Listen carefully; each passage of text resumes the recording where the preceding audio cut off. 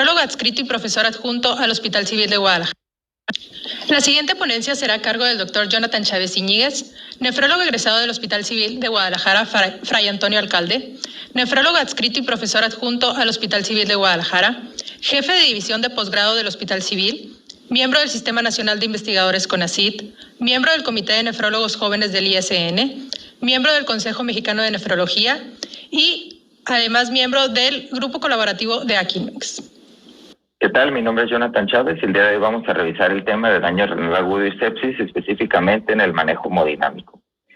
Mi declaración de conflicto de interés tiene que ver con terapias de soporte renal, medicamentos para el manejo cardiovascular y de diabetes y de anemia. Como sabemos, la sepsis se ha considerado una respuesta exagerada a algún estímulo patógeno, ya sea por bacterias o por productos de daño, en donde en rojo vemos cómo esa activación inmune, específicamente, como les decía, es una respuesta la cual tiende a ser mucho mayor a la esperada. No necesariamente esto es bueno, hay muchas hipótesis que defienden que gracias a esto pues hemos sido capaces de sobrevivir durante tantos años y evolucionar de la forma que lo hemos hecho. Y en azul está las respuestas inmunes ante estos estímulos. Todo esto puede terminar en el evento más grave, que es el choque séptico, en donde vamos a tener hipoperfusión tisular llevada a cabo por microtrombos formados por esta interacción de los patógenos y el sistema inmune, pero esto conlleva una hipoperfusión tisular, dilatación, caída de la presión arterial y obviamente daño a cualquier tejido. Específicamente hablando del riñón, conocemos que existe un papel fundamental para que los PAMs y DAMs, por sus acrónimos en inglés de moléculas asociadas a patógenos y a daños, generen inflamación sistémica y también renal. En la imagen los vamos a ver como pequeños círculos verdes, como por ejemplo aquí. Estos son tan pequeños que cruzan la barrera glomerular y al llegar al túbulo contorneado proximal específicamente, diversos receptores como los Toll-like receptors, entre otros, los sensan, los captan y esto genera una respuesta celular, una respuesta muy parecida a una inflamación sistémica también. Pero, por otro lado, la inflamación que está corriendo por toda la microcirculación también llega a este sitio, afecta el glicocálix y empezamos a ver los leakage típicos de esta patología. Todo esto combinado va a generar una disfunción renal que no necesariamente también pues son necrosis tubulares agudas. Por todo esto sabemos que la inflamación llevada a cabo por infecciones o no infecciones y esa gran respuesta que se monta genera el daño renal agudo. Hablando específicamente de bacterias, hemos visto cómo los lipopolisacáridos de los bacilos gram negativos generan esta inflamación sistémica y también renal única, la cual de nuevo genera una disfunción renal epitelial que esta disfunción no siempre lleva a necrosis tubular aguda. Esta inflamación local de citocinas, este estrés oxidativo, genera esta alteración hemodinámica microcirculatoria que conlleva a hipoxia tisular. Conocemos que en sepsis existen diferentes fenotipos, al menos esta fue una propuesta muy debatible, en donde se dice que el fenotipo beta es el que mayor afecta el riñón. Se cree que uno de más o menos cada 4 casos lo tiene y 13% de ellos muere al día 28. Y esta disección de fenotipos ha sido muy comentada en los últimos años. En otra corte se vio que los pacientes que tienen diferentes fenotipos, el 1 y el 2, pueden diferenciarse entre las moléculas inflamatorias y de activación endotelial que estos tienen. Por ejemplo, aquellos fenotipos 2 tienen más marcadores de inflamación y daño endotelial. En otra corte se vio que el fenotipo 2 es más inflamatorio, hay más disfunción endotelial y activa más neutrófilos. Inclusive necesitan más vasopresores de 64 contra 48 y además más volumen de resucitación, 8,000 contra 6,000. Y todo esto, insisto, va muy, muy de la mano a la inflamación que esta respuesta monta, ¿no? Ese fenotipo 2 tiene más IL-6, más moléculas de daño endotelial y de activación de macrófagos. Además de ello, creo que esto no suena descabellado, haber visto que debido a esa gran inflamación mayor que la del fenotipo 1, conlleva mayor mortalidad, hasta el 64% muere, y la recuperación renal al día 5 es a la mitad. en comparación a los de fenotipo 1. Por todo esto, sabemos que sepsis incrementa hasta 210% el riesgo de desarrollar daño renal agudo, que es uno de los grandes factores de riesgo acorde a esta revisión sistemática. Es uno de los grandes factores de riesgo que conocemos para el desarrollo de esta patología. La incidencia es muy alta, se estima que más o menos 1 de cada 4 de los pacientes que va a hospitalizarse va a tener daño renal agudo, pero si además hay sepsis, hasta el 65% de ellos. Como les comenté, de los factores de riesgo en este metaanálisis, que es el más grande que existe de 47 cortes, se vio que sepsis, para desarrollar sepsis por daño renal agudo, el mayor factor de riesgo que existe es una enfermedad renal crónica. Creo que esto también suena lógico debido a esta menor respuesta a tener un riñón susceptible ya con un daño previo. Y lo peor de todo es que tener sepsis y daño renal agudo es una de las complicaciones más graves que alguien puede tener en un hospital. En ese mismo metaanálisis se vio que la muerte en terapia intensiva es de 45%, durante la hospitalización de 49%, en el primer mes de 36% y en 3 meses de 64%. Y no nada más conlleva un alto riesgo de morir, sino que también la recuperación, voy a decir moderadamente rápida, que es más o menos de 7 días, también se asocia a riesgo de muerte. Específicamente, hay quienes dicen que si duras más de 7 días con esta patología, el 75% muere, 53% va a desarrollar enfermedad renal aguda, que es lo peor, es decir, casi la mitad, y esto se asocia a incrementar la probabilidad de desarrollar un evento adverso, el que sea, hasta 280% más. Pero hay quienes dicen que esto pues no siempre se replica, ¿no? Dicen que si recuperas tarde o temprano, es decir, 7 días, tienes la misma mortalidad. Como están aquí en diferentes líneas de colores, son diferentes evoluciones de la recuperación, como nunca recuperar, recuperar después de recaídas, recuperar y luego recaer, así consecutivamente. Sabemos que aquel paciente que va a tener enfermedad renal aguda es 1 de cada 5 más o menos, que acorde a la información previa, pues esto es gravísimo, ¿no? Porque esto 75% podría morir. Obviamente la probabilidad de sobrevida, mientras más días dures en recuperar, la probabilidad de sobrevida es cada vez menor.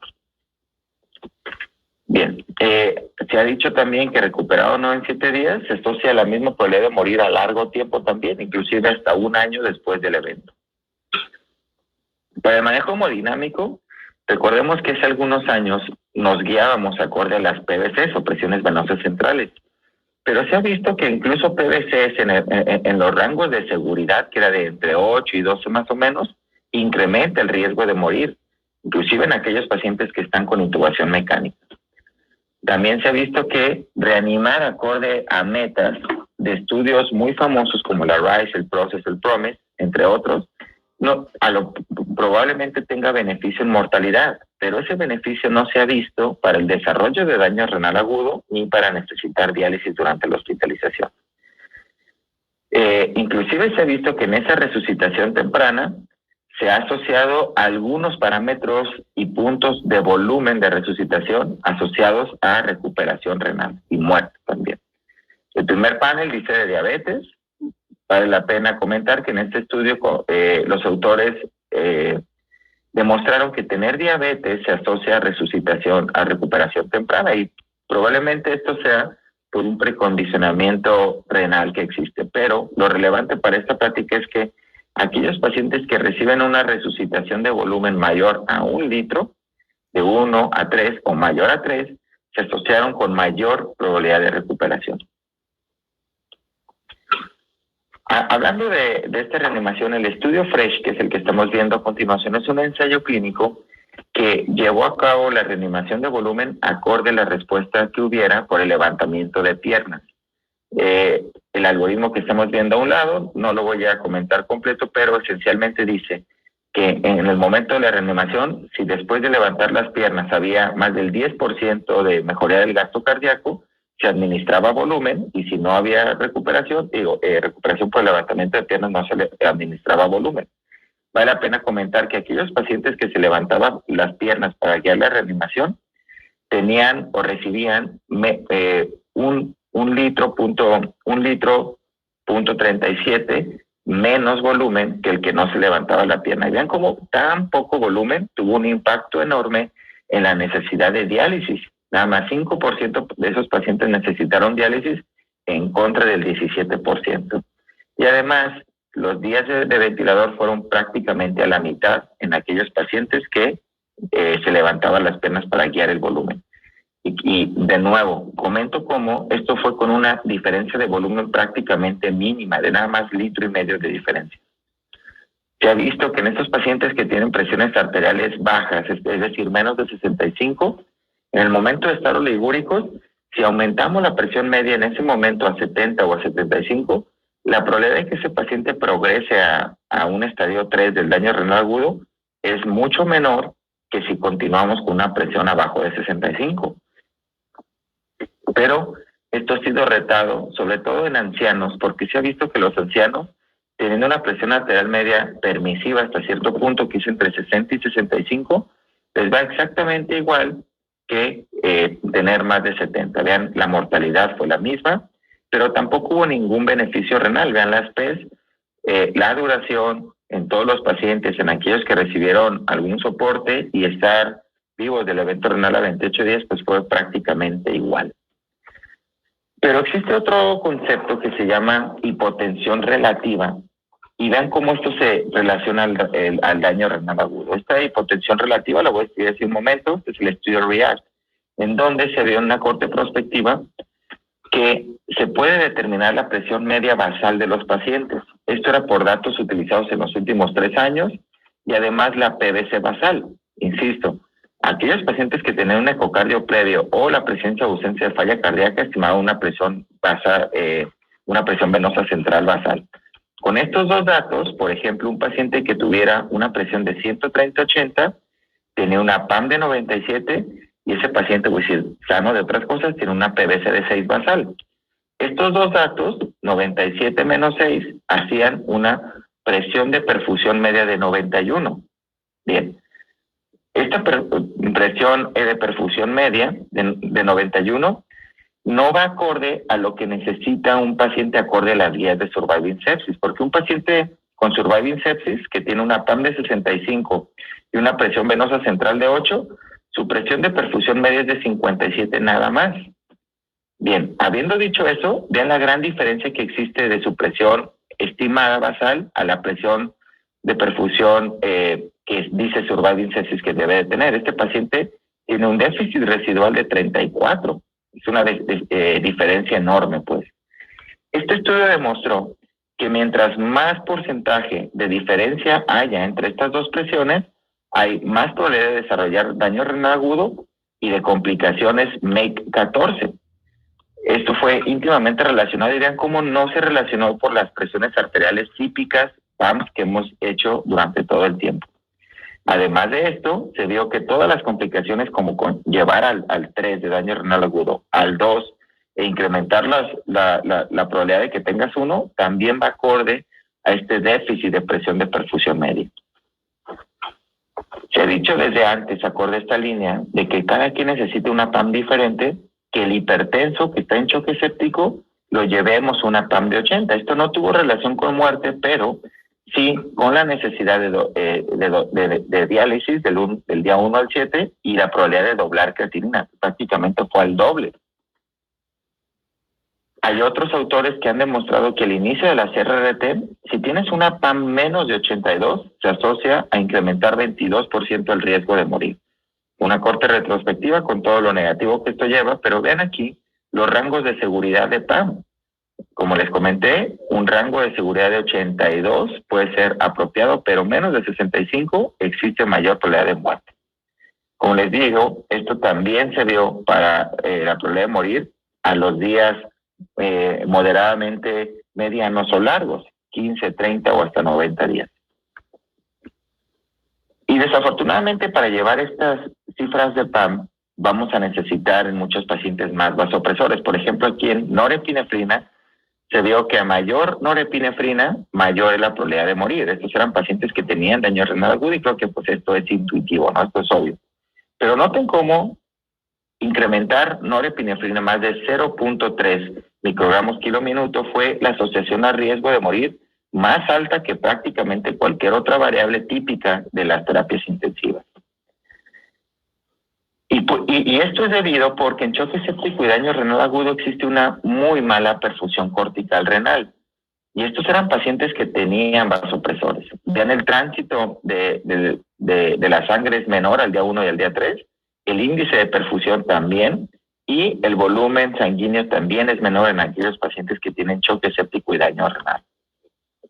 En estudios animales, específicamente de ovejas, el doctor Belomo describe cómo con un vasopresor vas a alcanzar tu presión arterial media a costa de hipoperfusión renal. Voy a comentarlo de la siguiente forma. Estas barras de arriba es la presión arterial media acorde a recibir norepinefrina en azul o salina en barras blancas. A las 24, 25 y 26 horas, noten cómo la presión arterial media sí es totalmente distinta, y esto es obvio porque un paciente recibió norepinefrina y el otro no. Pero ahora vean la perfusión tisular de la médula. A pesar de llegar a las metas de presión arterial media, noten en azul cómo tienes menos perfusión medular. Arriba, del lado derecho, en esta zona, noten cómo el flujo sanguíneo renal está bien, con norepinefrina está aceptablemente bien al paso de las horas, a costa de entregar menos oxígeno en la médula renal. De nuevo, esto dice que con tus PAMs alcanzadas con norepinefrina vas a llegar a metas, probablemente esto disminuye tu riesgo de morir a costa de hipoperfusión renal. Se ha visto también en modelos bovinos como el que estamos viendo a continuación, que sí tienes probablemente más flujo sanguíneo renal, probablemente esto vaya elevando la creatinina en estos pacientes, el gasto urinario vaya a disminuir, el gasto cardíaco aumente, la fracción de filtración disminuya, los FENAs cambien, los FEUs cambien también, pero se puede resumir en más flujo sanguíneo renal, pero a costa de una intensa vasodilatación y disfunción microcirculatoria. Pero vale la pena comentar este estudio. Hasta este momento era el único estudio en humanos que había visto la hemodinamia renal en pacientes con choque séptico, con daño renal agudo y con vasopresores, o sea, con esa combinación típica de los pacientes que estamos viendo en las pláticas que hemos analizado anteriormente. Insisto, es el único estudio en humanos en donde podríamos resumir lo siguiente. Existe una intensa vasoconstricción renal, un menor suministro de oxígeno renal, menor reabsorción tubular de sodio a un alto costo de oxígeno. Y en rojo les pongo lo más relevante para mí, que sigue, insisto, en las siguientes diapositivas voy a decir por qué es relevante este dato, que existe una intensa dilatación de la eferente. Así que al haber esta intensa dilatación es probable que esto disminuya intensamente la tasa de filtrado glomerular, incluso la disminuye, como dice acá arriba, 32%. Todos estos son los porcentajes que no los comentaré el día de hoy, de cómo disminuyen y cambian los aspectos de la hemodinamia renal. Por lo tanto, se ha visto que iniciar vasopresores muy temprano durante la reanimación, es decir, en cuanto inicias volumen, inicias vasopresor, esto se asocia a menor volumen acumulado y menor mortalidad. Vean en la primera imagen cómo los pacientes que se inicia vasopresor temprano reciben algo así como 1,5 litros de volumen menos al paso de las primeras 8 horas. Pero esto impactó profundamente en mortalidad, porque esos pacientes tienen 69% menos probabilidades de morir en el transcurso de 20 días. Y de nuevo vean con qué poquito de diferencia de volumen, nada más 1,500 de volumen menos. Y vale la pena también comentar que a pesar de haber iniciado vasopresores temprano, no hubo mayor afectación isquémica renal ni sistémica. Hablando de iniciar temprano vasopresores, se vio en este ensayo clínico, el estudio Sensor, que norepinefrina de manera temprana acelera el control del choque, es decir, lo haces más temprano, llegas a las metas y además aumenta el gasto urinario. Esto de nuevo es relevante en los pacientes que estamos viendo. Todos sabemos que si el paciente orina durante el tratamiento del daño renal agudo, sin duda todos nos sentimos mucho más cómodos. En verde, todo lo que mejora, insisto, llegas a las metas más temprano, alcanzas un aclaramiento del lactato mucho más temprano. Desafortunadamente no hubo relevancia para los eventos como iniciar diálisis, días vivos sin diálisis y a los 28 días también eventos relevantes de diálisis, pues no hubo ninguna diferencia y la sobrevida general no hubo diferencia tampoco. Se había retado antes si es que norepinefrina contra vasopresina en el ensayo clínico VAS era diferente y se vio que las trayectorias de la creatinina y de gasto urinario es prácticamente igual entre los dos, vaso contra norepi, ¿no? Pero en un estudio único e irrepetible se vio que en Estados Unidos hubo una temporada que no hubo norepinefrina, así que los tratantes decidían cualquier otro vasopresor, pero pues no habían norepi, ¿no? Al observar esto, analizaron que se incrementó el 15% la probabilidad de morir al no haber norepi, así que simplemente vale la pena, pues, creo que recordar este estudio, porque muchos de nosotros también en algunos centros puede que en determinado tiempo no tengamos norepi, y bueno, hay evidencia de que esto se asocia a un incremento de la mortalidad. Bien, ¿se acuerdan que habíamos hablado de los fenotipos de sepsis?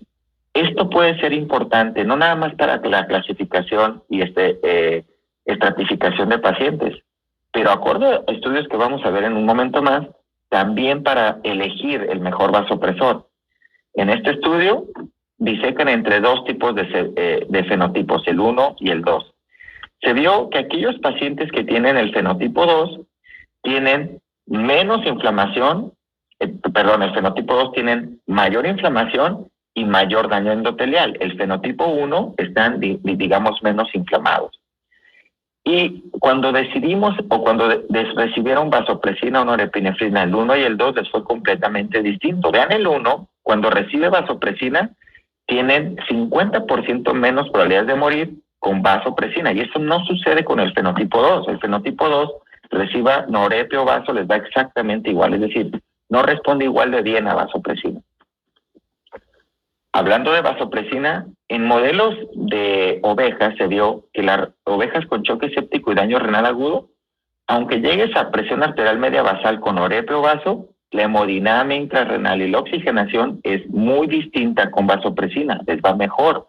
Vean en rojo, el aclaramiento de creatinina es mejor con vasopresina, al igual que el otorgamiento medular de oxígeno. El FEN es mejor con vasopresina y también la presión de oxígeno en la médula. Así que existe esta información experimental, obviamente, en ovejas, donde probablemente vasopresina sea mejor durante el choque séptico y daño renal agudo. Inclusive en metaanálisis de 11 ensayos clínicos, más de 2.600 pacientes que vio vasopresina contra cualquier otro vasopresor, y se vio que en choque distributivo, obviamente séptico aquí también, vasopresina disminuye 52% la incidencia de daño renal agudo y 51% la probabilidad de necesitar diálisis. Vean los forest plot que les puse en la imagen, pero hay que tener cuidado con esta información porque los autores dicen que había mucha heterogeneidad. Este preámbulo, digamos, de vasopresina lo quise poner para que vean cómo el mejor vasopresor hasta ahora podría ser la angiotensina 2, ¿no? Hasta ahora no había hablado de este vasopresor. En este ensayo clínico, que es el ATOS 3, se vio cómo aquellos pacientes con daño renal agudo, choque y diálisis que recibían angiotensina 2, la sobrevida era 28 contra 53% y la necesidad de diálisis 7 días 38 contra 15%, es decir, los dos eventos prácticamente a la mitad.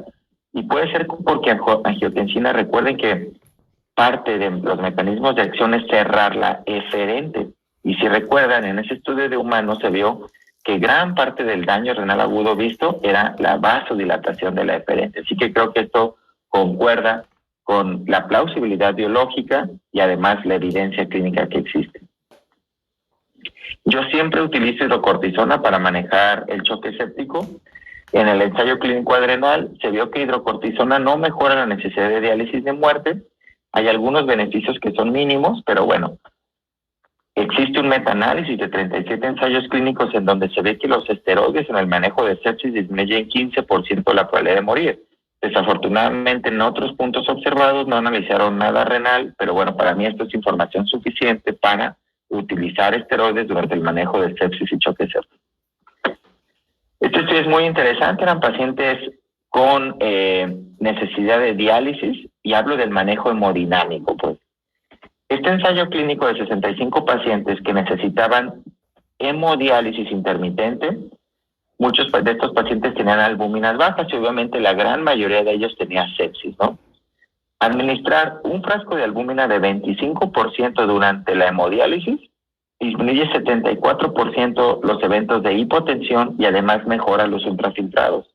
Eran sesiones, vean, completamente habituales de 3 horas y media con ultrafiltrados de alrededor de 2 litros y por diferentes definiciones de hipotensión intradiálisis las disminuye en ese porcentaje de 74%. Y además, como les decía, nos ayuda a manejar mejor la ultrafiltración, que este es uno de los grandes problemas de dar hemodiálisis intermitente en daño renal agudo y choque séptico. Mis conclusiones son: el mecanismo de la lesión renal aguda o daño renal agudo por sepsis es múltiple y un solo tratamiento no mejorará la evolución, me refiero al manejo hemodinámico. La reanimación de volumen preferiría hacerla con soluciones balanceadas y no cristaloides con solución salina al 0.9%, pero esto debe de ser individualizada y es probable que una PAM más de 65 no necesariamente sea para todos.